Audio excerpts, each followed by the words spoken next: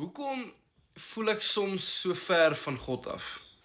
Dis 'n gevoel wat niemand graag erken nie, maar kom ons wees eerlik, party daar voel dit net asof God stil is.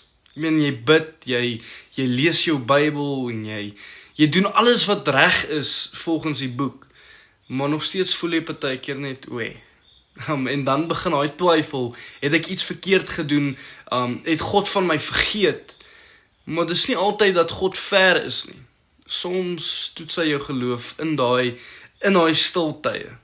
Psalm 13 begin met Dawid wat sê, hoe lank nog, Here, sal U my vir altyd vergeet? Nou ek meen, selfs Dawid, wat volgens die Bybel 'n man na God se hart was, het ook dae gehad waar dit vir hom gevoel het asof God net weg is. Maar as jy tot die einde van daai Psalm lees, verander sy woorde na, maar ek vertrou op U goedertierendheid. My hart juig oor U verlossing. Hy voel nog steeds niks, maar hy het iets om aan vas te hou. Hy kies om te vertrou. En dis die geheim. Geloof is nie om altyd iets te voel nie. Dis om vas te hou, selfs wanneer jy niks voel nie. So as jy nou op daai plek is waar God stil voel, onthou dat sy stilte is nie sy afwesigheid nie.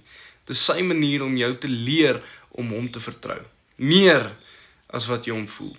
En net dalk, werk hy agter die skerms.